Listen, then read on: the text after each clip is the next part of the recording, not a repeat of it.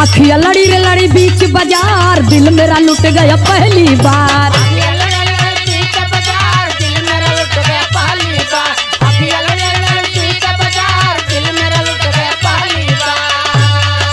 उसको बुलाया मैंने कितनी बार, आया न निकम्मा एक भी बार।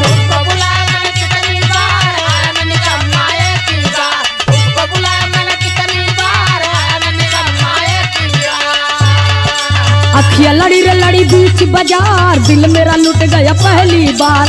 उसको बुलाया मैंने कितनी बार, आया न निकम्मा एक भी बार। टोटे टोटे हो गया दिल, टोटे टोटे हो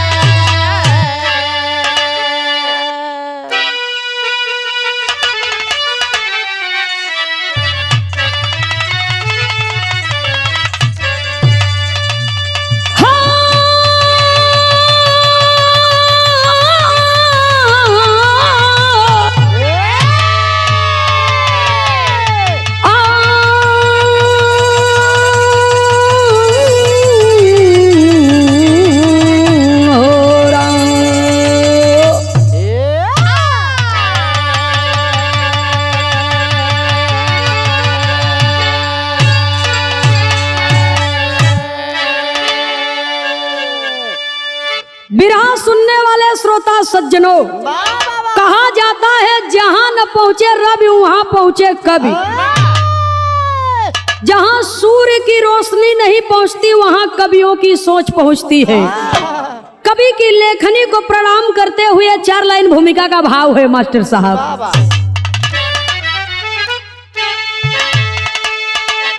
करीत कलीरो बिहग वृक्ष की डाल पर, कंत को कामिनी लेके संग झूमती।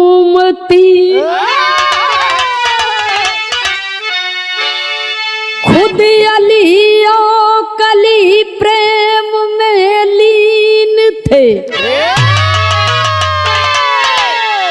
बेल को पालताए रही चूमती।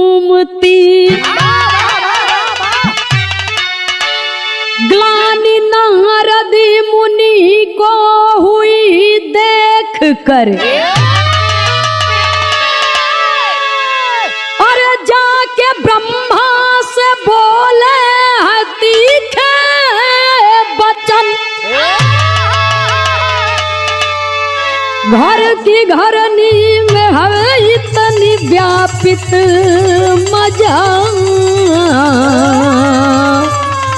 मैं सजा भोगता हूँ जो करता भजन।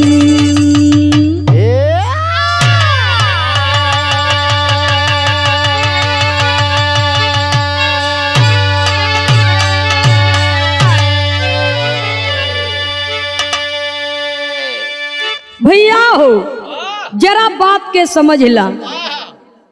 देवर्षि नारद जी बीड़ा सितार बजावत नारायण नारायण करत की पृथ्वी लोक पर आ गए। तो उस समय का माहौल का रहा क्या? बसंती बहार, चारों तरफ से एकदम मस्त माहौल बा। पशु पंछी जीव जंतु स्त्री पुरुष सब एक दूसरे के प्रेम में लीन है, आपस में कुलेल कर रहे हैं। यहाँ तक बताया जाता है कि लताएं भी झूम रही हैं। ये कुल देख के नारद जी का तपस्या भंग होए लगी, नारद जी का भक्ति डगमग होए लगी, मन में हड़बड़ाहट होए लगी। नारद जी पहुंचे ब्रह्मलोक में और ब्रह्मा जी से कहते क्या है? बिरहा में एक लाइन गजल का भाव है मास्टर साहब, कहना है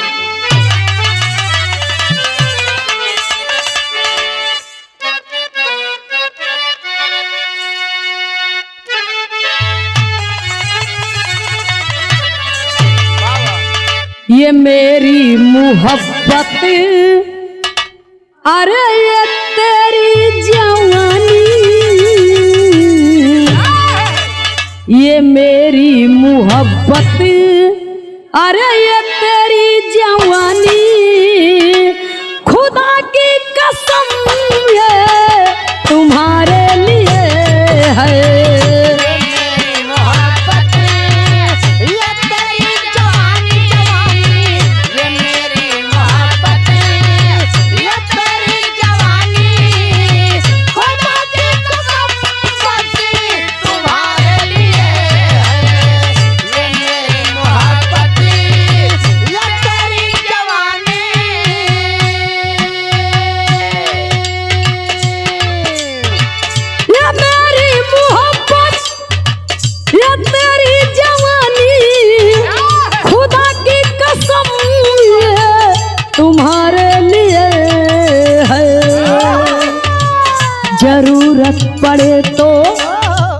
जरूरत पड़े तो इसे मांग लेना लेना, जरूरत पड़े तो इसे मांग लेना, ये रूपों की रानी तुम्हारे लिए है। जरूरत पड़े तो इसे मांग लेना लेना, जरूरत पड़े तो इसे मांग लेना, ये रूपों की रानी तुम्हारे लिए है। जरूरत पड़े तो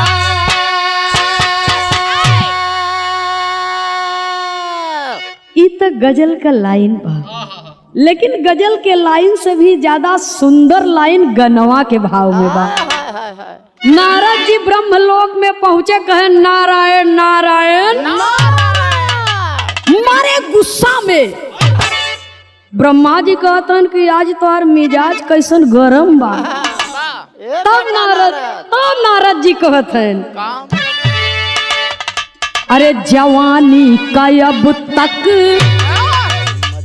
पिताश्री, जवानी का अब तक अरे मजा मैं न पाया,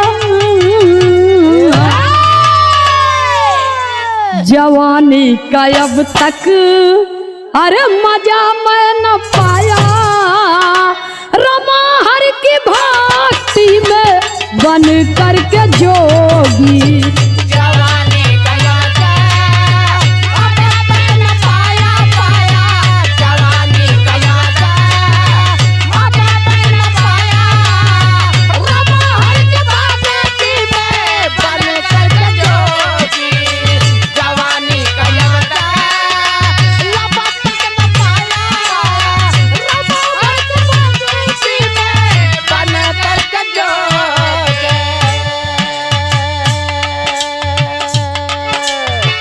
जवानी का अब तक मजा मैं न पाया, रमा हर की भक्ति में बन करके जोगी।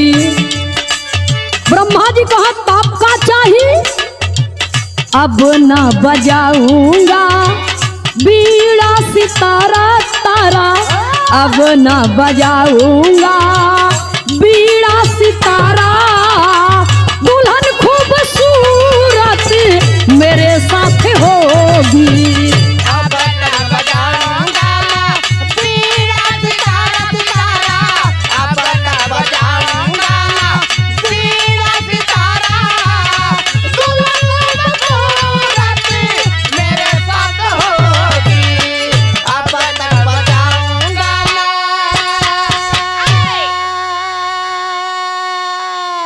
वाह, नारद जी कहा सुना पिताश्री, हला लैले अपन बीड़ा सितार और अपन कंठी माला। कहे काहे आपका स्वास्थ्य कुछ ठीक नहीं है का? कोनो गड़बड़ी हो का? नारद जी कहा ये भक्ति वक्ति हमारे बस के, नहीं बा। अरे जिंदगी बीत गई, राम राम कर। कौनो फायदा नहीं मिला, तो अब तो है चाहिए का? कहे सृष्टि की रचना आप करते हैं, आई भक्ति वक्ति हमारे बस का नहीं ना, हम एक मेहरारू चाहिए। मेहरारू हाँ मेहरारू कब वो देखे है या ना भैया। मेहरारू चाहिए खी हाँ, तो कहा मेहरारू का करवा लैके कहा कि हाँ, जनसंख्या बढ़ाई। जैसे दुनिया प्यार मोहब्बत करत है हाँ, अब वैसे हम अपन घर गृहस्थी बसाओ वही भक्ति उक्ति हमारे बस के। नहीं बा। ब्रह्मा जी लागन पन्ना पलटे जब नारद जी वाला किस्मत के पन्ना आए तो मन लिखा बा नाराज। बस खाली नारायण नारायण एकरे अलावा और कुछो नहीं लिखा बा। ब्रह्मा जी कहा नारद तोहरे किस्मत में खाली नारायण का भक्ति बा हाँ, एकरे अलावा गृहस्थ जीवन तोहरे तकदीर में नहीं बा। नहीं न। नारद जी गुस्सा कहा तेरे बाबू की सृष्टि के रचनाकार कहवावा था अपने बेटवा बदे कि मेहरारू नहीं लहा सकता। दुनिया को लहाई दी है। तब ब्रह्मा जी करत का है कवि को संकेत करना पड़ा। कहानी की शुरुआत हमें से बात कवि जी बिरहा में एक नया मोड़ दिए।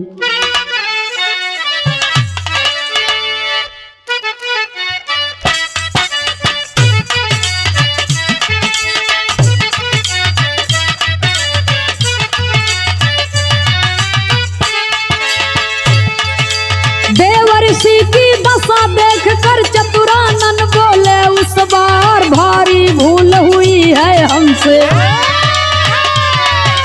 आज नेत्र खुल गया हमार थोड़ी धूल उठा निज कर से। गुड़िया एक किए तैयार ले जाओ अपने संग इसको। जब दिल आए करना प्यार ले जाओ अपने संग इसको।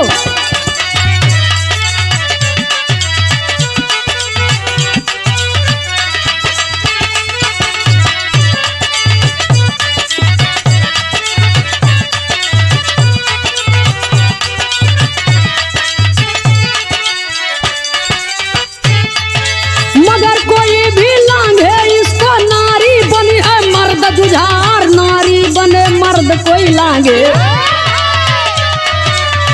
पर गर्भ रही बरियार लेकर गुड़िया चले ब्रह्मसूत्र।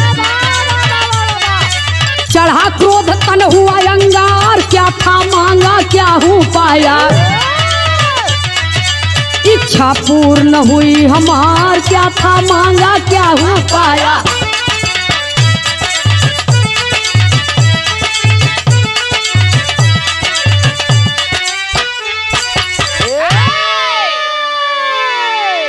तीन हठ बहुत कठोर होले। ऊ काका राज हठ बाल हठ तिरिया हठ। तिरिया हट।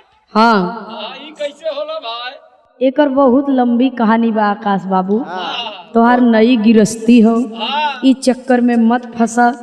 तोहार जान मान कुल बचल रही भैया हो। इनके बाबा से पूछे। राजहट बालहट तिरियाहट लड़का केतनो जवान हो जाए वाह, लेकिन मतारी बाप के नजर में लड़के रही। काहे? अपने बेटवा के हठ देख के हाँ, ब्रह्मा जी थोड़ी सी मिट्टी उठाए के एक ठे गुड़िया बनाए के माटी के कहा हला ला लई जा। हाँ, जितना मर्जी कहे उतना प्यार की है। वाह,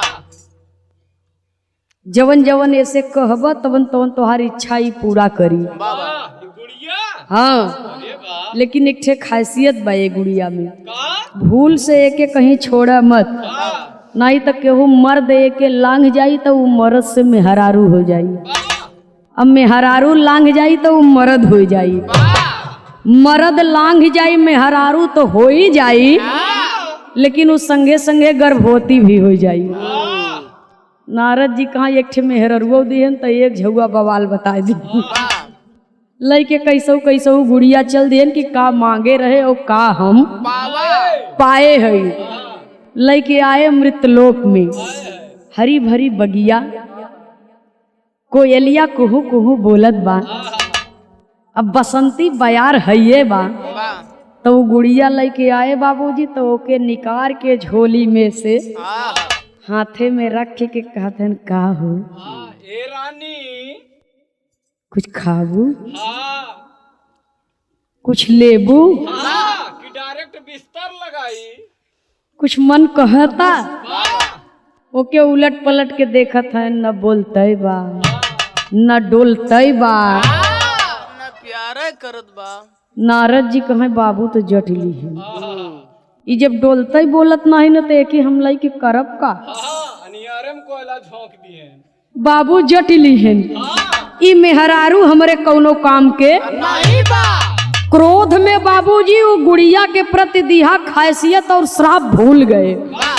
तो चारों तरफ से ऐसे कच्ची रास्ता रहा, चौराहा टाइप के रहा है, वही बीचों बीच लग गए, 1.5 हाथ गड्ढा खन के वही में ओके गाड़ दिए। दफन कर दिए। गाड़ दिए ना, अपने एक पेड़ के नीचे जाए के कुछ दूरी पर नारायण नारायण लागेन जपई। एहर काफी समय बीत गया। जब देवलोक में नारद जी नहीं गए तब ब्रह्मा विष्णु शिव चले नारद जी को खोजने के लिए। जब मृतलोक में आए तो अयोध्या के राजा चक्रवर्ती सम्राट शिकार खेलने के लिए निकले थे। तीनों देवता जब मिले तो सारी बात बता दिए। नारद जी का खोजे बदे तीनों जने के संगे में महाराज दशरथ भी चल दिए। और जब महाराज दशरथ भी चल दिए तो हुआ क्या, बिरहा में एक लाइन तर्ज का भाव है मास्टर साहब।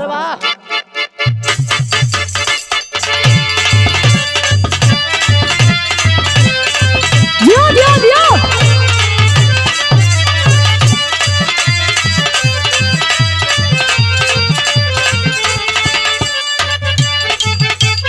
वाह मास्टर वाह। बड़ा सुभर गीत का संकेत किए। कोनो दुल्हन के दुल्हा परदेश में बा, परदेश में बा बाबूजी, और दुल्हन घरे में परेशान। कई महीना बीत गया, परदेसी घरे नहीं आवत हैं। तब दुल्हिया कहता अपने परदेसी से फोन करके, का जी कहाँ है आप? परदेसिया कहा था का बात बा, कोनो परेशानी बा, कोनो दिक्कत बा? तो दुल्हनिया कहता का कहे मास्टर साहेब, हम फोनवा पे केतना बताई, हम फोनवा पे केतना बताई,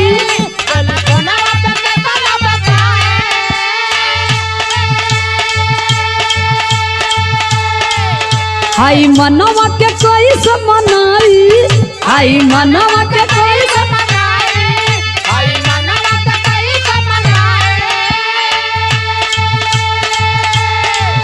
हम फोनवा पे केतना बताई, हाई मनवा के कोई से मनाई। बहे जब जब पुरवैया हो, मन बिगड़े लसैया हो,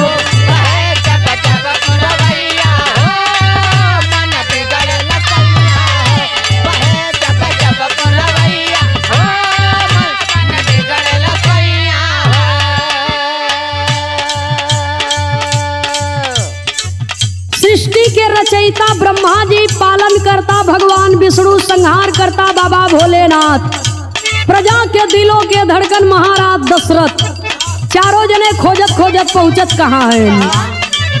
चारों जना ही रही अपे आई, चारों जना ही रही अपे आई, चारों जना ही रही अपे आई।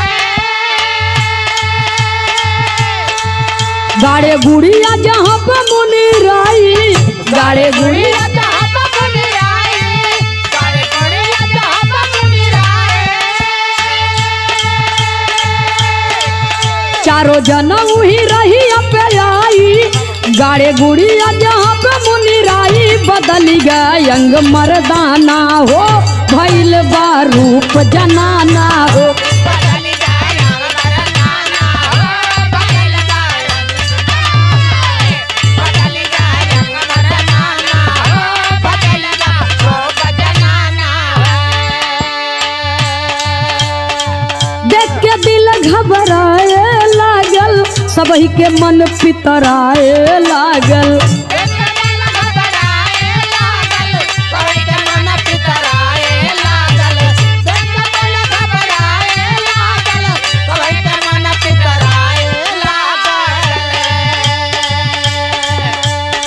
घरवा पे कैसे जाई, कैसे का कहल जाई, घरवा पे कैसे जाई। कैसे का कहल जाई, घरवा पे कैसे जाई, कैसे का कहल जाई। उही बनावा में मिला मुनि राई, वही बनवा में मिला मुनि राई, वही बनवा में मिला मुनि राई।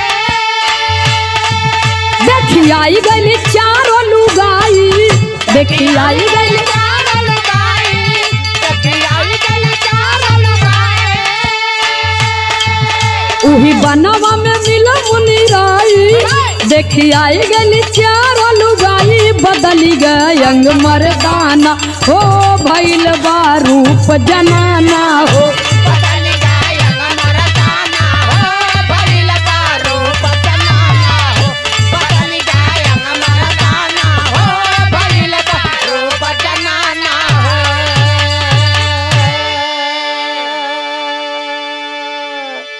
कबो कबो अपने कहा बात में लोग फंस जाते हैं। चारों जने खोजत खोजत परेशान और वही जंगल में पहुंचे जहां नारद जी तपस्या में लीन और गुड़िया गाड़े हैं कुछ दूर तक। चौतरफा रास्ता बा, वही रास्ता के बीचों बीच में गुड़िया खन के गाड़े हैं गड्ढा में। और तबले चारों जने पहुंचे बाबूजी और गुड़िया के लांग के आगे बढ़ गए। और जब आगे बढ़ गए तब ब्रह्मा जी का श्राप ब्रह्मा जी के ऊपर बिसाई गया। चारों जने मर्दे से मेहरारू हो गए। और जब मर्दे से मेहरारू हो गए तो टोवत है न अपन अपन शरीर। याददाश्त फिट बा बाबूजी, लेकिन फिटनेस गड़बड़ समझ में आवता। चारों जने के शरीर अपन अपन टोवत है। ब्रह्मा जी कहते हैं ने ई हम कैसन हो गए, बिना खाए मोटा था कैसन, ई कैसन हमार कुल शरीर ये गड़बड़ा जाता, कैसन ऊंच खाल हो जात बा। बैलेंस बिगड़ता शरीर के। सुनने वाले बाबूजी, इसीलिए कहा जाता है जहां न पहुंचे रवि वहां पहुंचे कवि। भैया हो, चारों जने अपने अपने मनवे में विचार करत हैं, देखत हैं तब मांग में माथ विदिया लपलपात और नीचे टोवत हैं तो निकुरा में नथिया और नीचे टोवत हैं तो कान में बाली और नीचे टोवत हैं तो गले में हार बा और नीचे टोवत हैं तो हाथ में चूड़ी कंगन खनकता और नीचे टोवत हैं बाबूजी तो कमर में करधन बा और नीचे देखतन पूरा नेटवर्क गायब बा। पूरा का पूरा कल पुर्जा चेंज हो गया। छीनी हथौड़ी गायब बस। बाबू हरे जब माई बन गए तब पश्चाताप करत हैं के करे मतलब नारद ही है। ई जवन भ कुल नर्दवा के कारण भा, ई वही गुड़िया कहे वही के श्राप दे रहे। तो यही दरे गुड़ियाओ बा, यही गुड़िया के लिए आवे वाला पहलवानो बा। तबले कुछ दूरिया पर नारद जी बैठा पेड़ के नीचे नारायण नारायण जपत हैं। ब्रह्मा जी के नजर पड़ी तो गई। तो चारों जने आपस में शर्मिंदा होते हैं। और जब पुरुष से स्त्री बन गए तो कवि को बिरहा शैली में टेरी के भाव में लिखना पड़ा।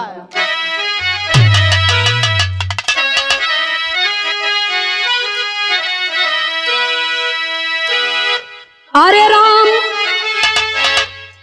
गागर में कैसे सागर छिप गया, ये गरिमा सहम गई घिर गया है गम का बादर। गरिमा सहम गई घिर गया है गम का बादर, हो गागर में कैसे सागर। गुड़िया के गागर के दर्जा दिया गया, चारों महान हस्तियों का सागर का दर्जा। एक कहे हुए छोटे से वचन के कारण आज चारों जने के जिंदगी के पहलू ही बदल गए। अब नारद जी के देख के चारों जने लजात हैं। यहाँ पे हमारे इलाहाबाद प्रयागराज का खाटी धुन बातें बढ़िया से बता के आवा।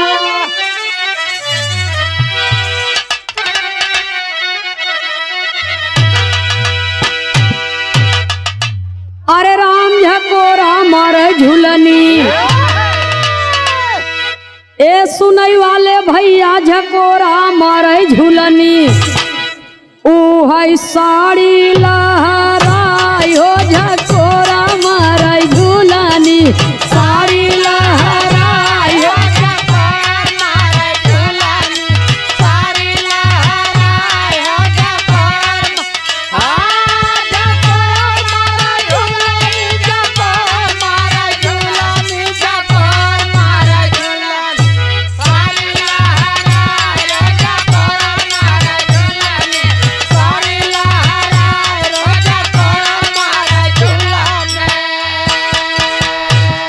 कहीं हाय रे बेदर्दी कौमा नहीं ना कहानावा अरे दियो मास्टर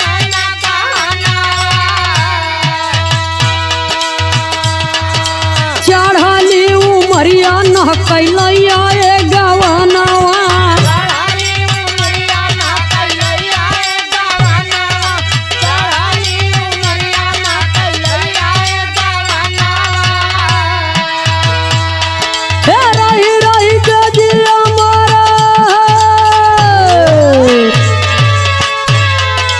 रही रही के जिया मोरा बहुत घबराए रे झकोरा मार होय होय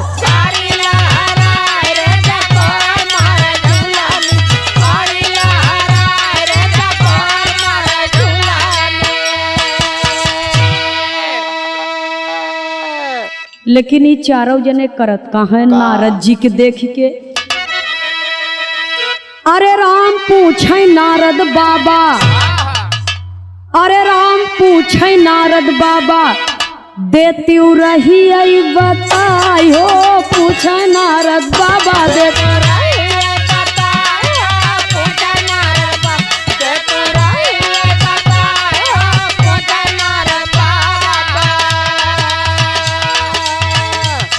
हे चारों जन का चेहरा चारों जन का चेहरा गया बुरा जाई हो पूछे नारद बाप देती रही आई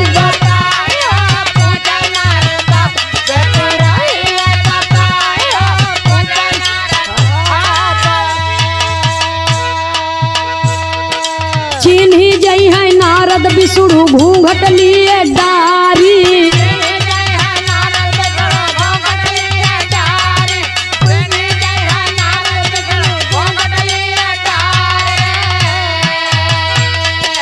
मुहावा घुमाय खड़ा भइल त्रिपुरारी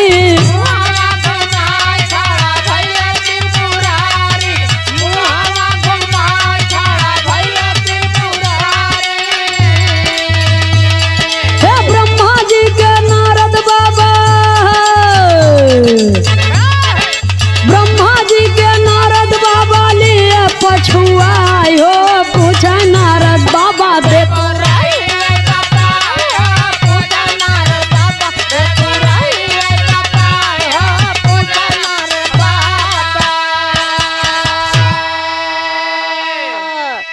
सुनई वाले बाबूजी चारों जने नारद जी के देख कहाँ वहाँ बैठा है।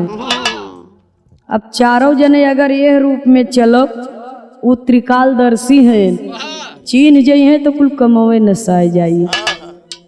तबले नारद जी के आंख खुल गई आवाज सुन के नारद जी के आंख खुल गई और जब देखत हैं कहत हैं हाथ जोड़ के कहत हैं धन्य हो नारायण हम आपका बहुत बड़ा आभारी है कि भगवान अपने पिताजी से मांगा था एक ठे जुआड़े ना वो माटी का गुड़िया दे के हमें फुसिलाए दिहन लेकिन धन्य हो आप हमारे ऊपर इतना बड़ा महान कृपा की है चार चार मेहरारू दे दी है। अब इतना सुनते ही मान तो चारों जनन की नाड़ी सुन हो लगी कि ई का होता। तबले नारद जी उठ के धीरे धीरे चारों जने के लगे आए के कहे कहाँ जाबू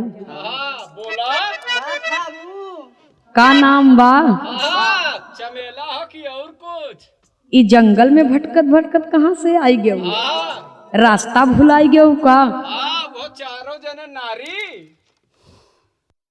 तब का समझत है पहलवान जाए के मिले चाहत रहा नारद जी की। हाँ कहीं जंगल में कहाँ से आई है वो? हाँ जब चारों जने कुछ नहीं बोलते हैं तब नारद जी कहते हैं कि वाह ये हमारे प्रेम की शक्ति है।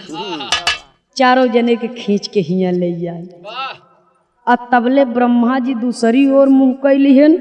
अब विष्णु भगवान घूघट काढ़े लागेन कि ये चीन ही न पावे। अब बाबा भोलेनाथो घुमाए के मुँह खड़ा हो गए। अब ब्रह्मा जी सोचत हैं कि ई दोनों जने घूंघट से अपन चेहरा छिपावत हैं। और तबले वो रहियाई गए। और जब रहियाई गए तो महाराज दशरथ जी झगड़ा लगाई दिए। कहाँ एक काम करा वह जवन जात है सबसे बड़की दीदी है और वह हमारे गोल का अगुआ है। चारों जने में से सबसे ज्यादा होशियार और सबसे ज्यादा शौकीन कातिल ये है नहीं कि जाए के धर। नहीं चाहिए तो सब हो जाए। नारद जी पहुंचे ब्रह्मा जी के आंचर पकड़ लिए। और जब ब्रह्मा जी के आंचर पकड़ लिए तू कहाँ जात है? ए रानी तू है तो तब से सुंदर है।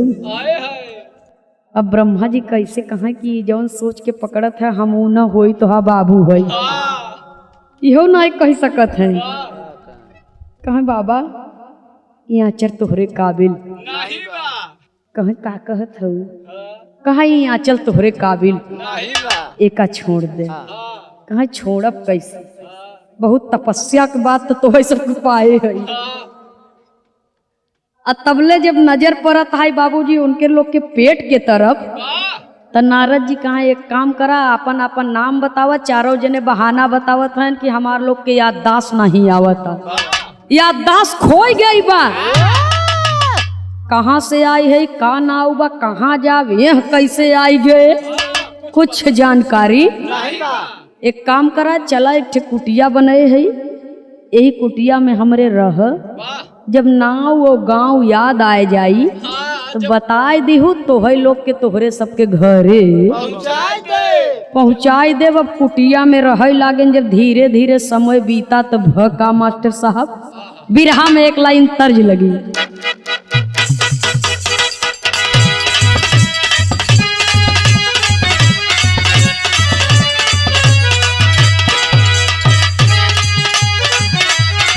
जियो जियो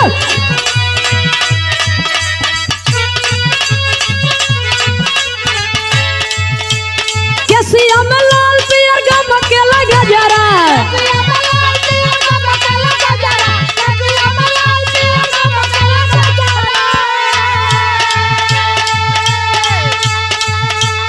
कारी कारी अखिया में सोहेला का जरा।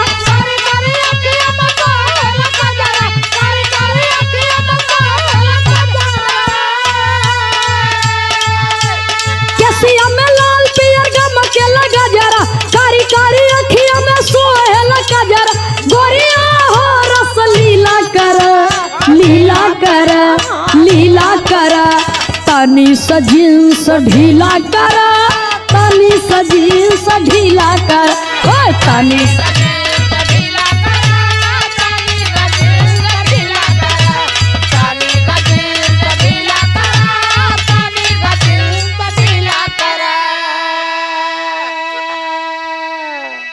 बिरहा में कवि जी बड़ी सुंदर भाव लिखे कहना है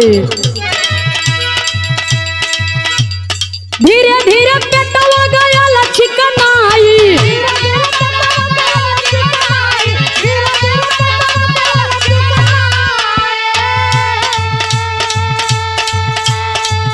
अरे कुटिया पे जंग खूब बोला मुनि राई।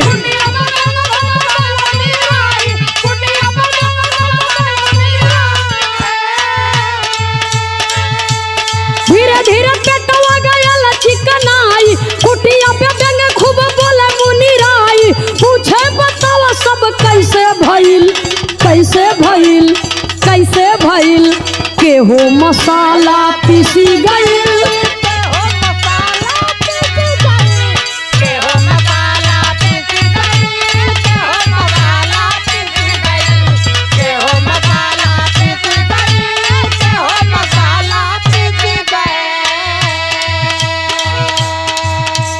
प्रसव पीड़ा भइले चारों जन का एक दिनवा।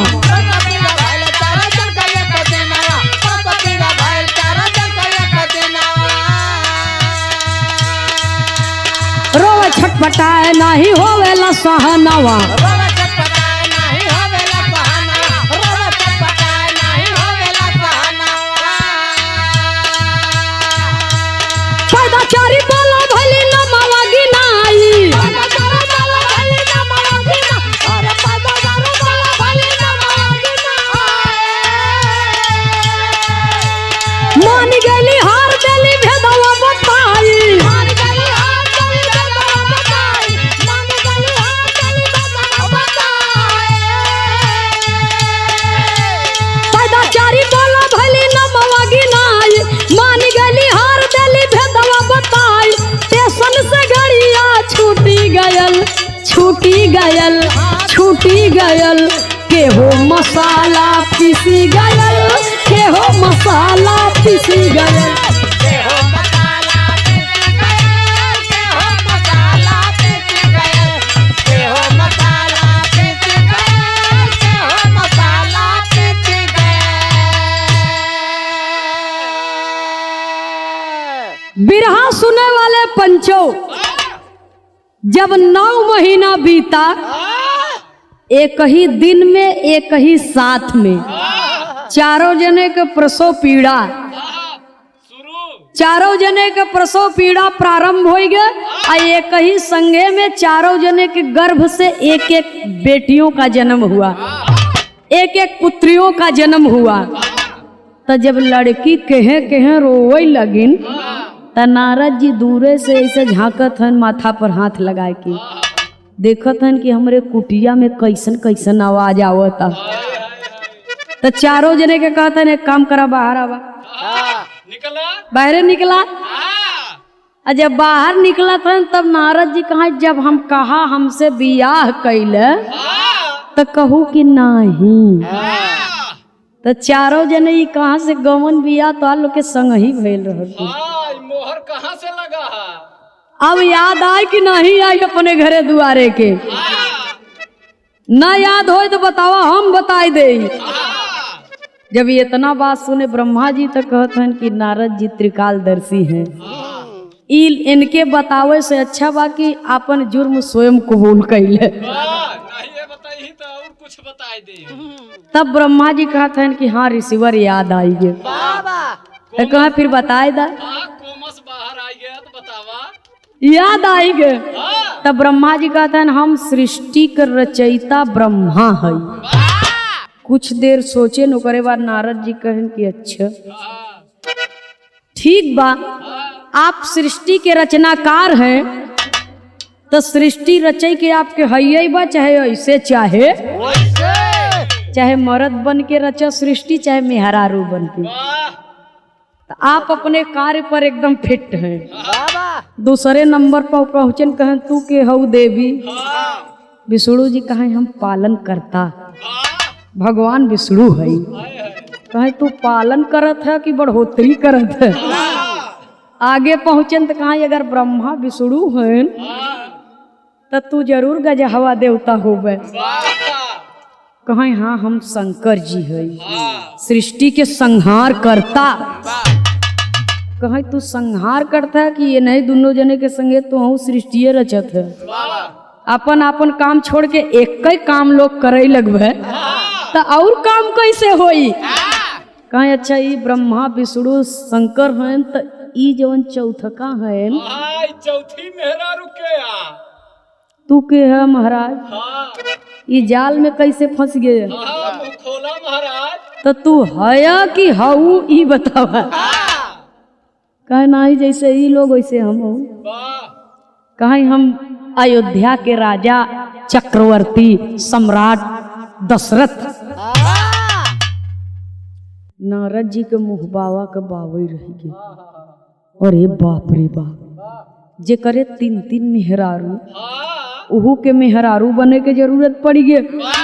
महाराज दशरथ कहाँ है हम अपने शौक से नहीं मेहरारू बना है, ये तोरे कक्का और चच्चा के चक्कर में पड़ के मेहरारू बना। तब ब्रह्मा जी कहे नारद एक बात पूछी, मस्करी छोड़ा, मजाक छोड़ा। अगर ऐसा ही रहा यही पोजीशन में तो सृष्टि का काम कुल नसाए जाए। एक ठे बात बताई दो, गुड़ियवा जौन देहे रहे कहाँ गाड़े है। वाह नारद जी कहा ना ना ना हम न ले आई चलब, जहिया हमहू के डकाई दे गुड़िया लांघ जाई तो हमहू मेहरारू हो जाई। कहा अरे खाली तू चल के दूरे से दिखाई दी है बस। वाह निशाना बताए दे। तब बिरहा में कवि को पहपट के लाइन में लिखना पड़ा।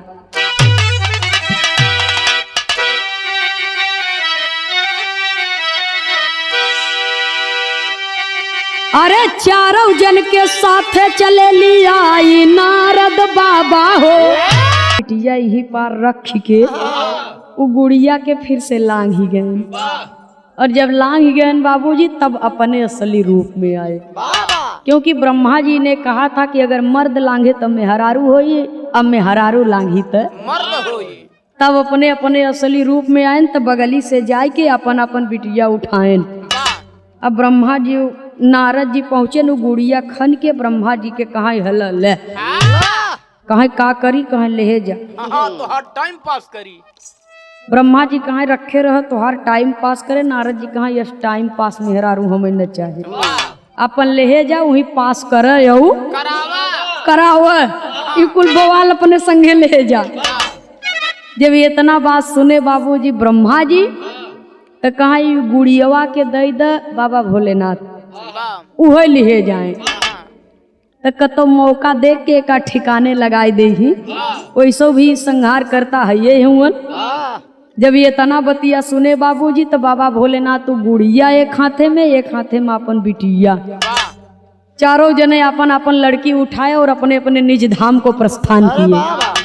जब अपने अपने घरे पहुंच गए तो चारों जने के मेहरारू कहा ई कहाँ से आया हो आई।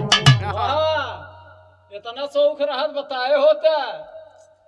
कहा अब का करी हम ही सबके बता रहा, बहाना बतावत है। जाके न फूटे गोड़ बेवाई ओ का जाने,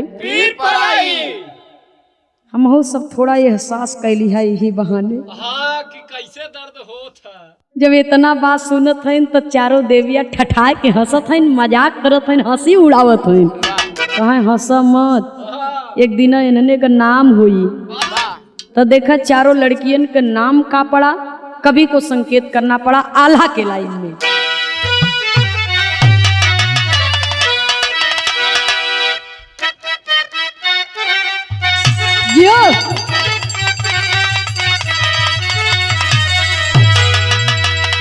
अरे ब्रह्मा जी के पेटावा से अहिल्या जन्म लिए भैया, ब्रह्मा जी के पेटावा से अहिल्या जन्म लिए भैया, ब्रह्मा जी के पेटावा से अहिल्या जन्म लिए भैया।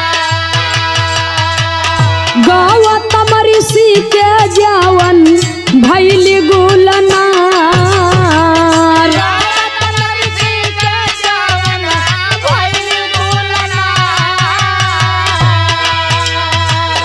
विष्णु के पेटावा से उर्वशी भवनिया ये भैया, विष्णु के पेटावा से उर्वशी भवनिया भैया, विष्णु के पेटावा से उर्वशी भवनिया भैया। जावन सुशोभित कैली इंद्र दरबार,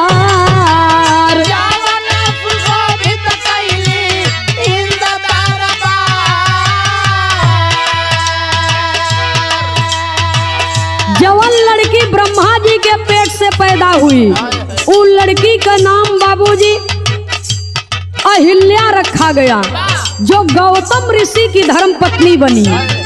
और जो लड़की विष्णु जी के पेट से पैदा हुई उस लड़की का नाम उर्वशी रखा गया, जिसने इंद्र दरबार को सुशोभित कर दिया। लेकिन आगे क्या हुआ, मनसा देवी नाउआ का हाई शिव कुंवरिया ये भैया, मनसा देवी नाउआ का हाई शिव कुंवरिया भैया, मनसा देवी नाउआ का हाई शिव कुंवरिया भैया। जवन नाग पंचमी को जेलते वहार, जवन नाग पंचमी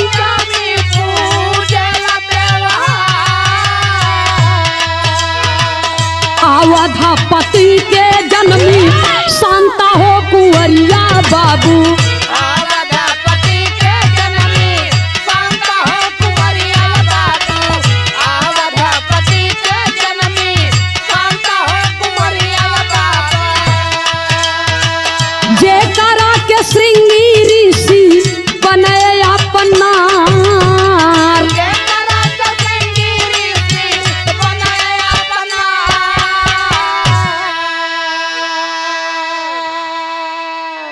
जवन लड़की बाबा भोलेनाथ के पेट से जन्म लिया, वो लड़की का नाम मनसा देवी रखा गया, जिसके नाम से नाग पंचमी का त्योहार भी मनाया जाता है। हमारे भारत भूमि में ये प्रथम त्योहार होता है, प्रथम पर्व होता है नाग पंचमी का त्योहार, जिसे गुड़िया भी कहा जाता है। गुड़िया इसलिए मनाया जाता है पाप काटने के लिए। जवन वो गुड़िया रही तो मनसा देवी के हाथे बाबा भोलेनाथ तो गुड़िया के दे दिहन कि ई जहाँ जाए बवाले पैदा करी, एके ले जा नदी में प्रवाहित कर दे, तोहरा ही हाथे एकर मुक्ति होई। अच्छा, नदी में प्रवाहित करे बदे गईन तो कार्तिकेय और गणेश जी वो लोग लगन लाठी डंडा लेके ओके पीटे कि आज एके मार के मुआई देवे एकदम से। तब से बाबूजी परंपरा चली, गुड़िया पीटे वाली अब तक कम हो गए। नहीं तो पहले बहिन गुड़िया बनावे, गुड़िया का त्योहार कुछ दिन बाकी रह जाए तब गुड़िया के बनावे लगे। बनावे बाबूजी बढ़िया चुन चुन के ओकर श्रृंगार करें बियाह शादी करें। और नाग पंचमी के दिने गुड़िया जाए नदी में, तालाब में, नहर में जब प्रवाहित करे जाए तो भाई डंडा लेके पीटे। तो मनसा देवी के नाम से नाग पंचमी त्योहार मनाया जाता है, जिसे गुड़िया भी कहा जाता है। और महाराज दशरथ जी के पेट से जो लड़की पैदा हुई उसका नाम शांता कुमारी रखा गया, जो श्रृंगी ऋषि की पत्नी बनी। चारों देवियों को एक प्रसिद्धि भी प्राप्त हुई। कवि को संकेत करना पड़ा स्वर्गीय दद्दा पंधारी के धुन में।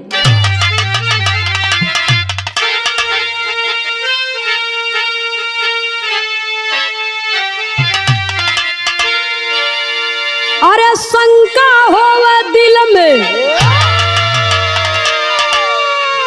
जा विचार पोथिया,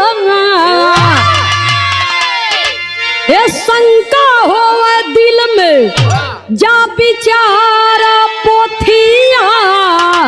आए जगतिया में चारों के चमकल बा ज्योतिया।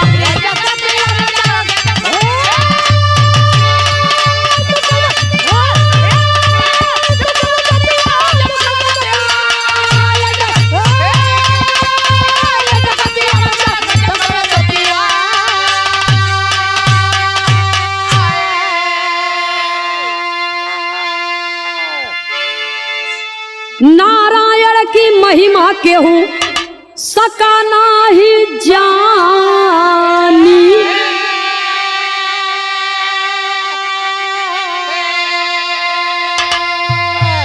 हरि है अनंत और अनंत बा कहानी।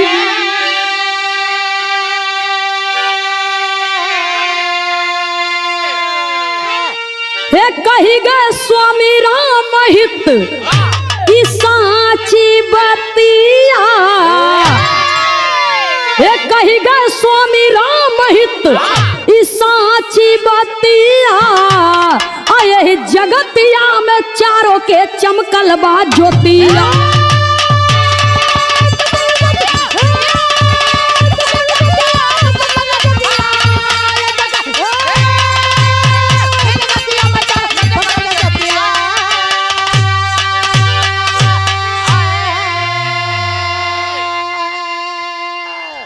हरि अनंत हरि कथा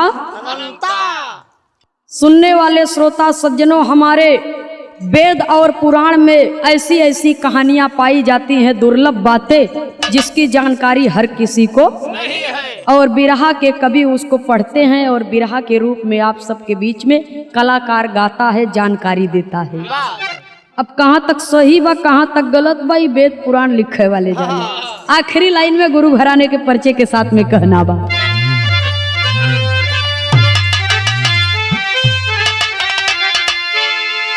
स्वामी सीताराम हित लिखते किशोर गुण खानी। रामराज कवि मंगल जौनपुरी की अमिट कहानी। अरे राम गागर में कैसे सागर छिप गया, नंदिनी खेमराज पर दया करे नटनागर, गागर में कैसे सागर छिप गया।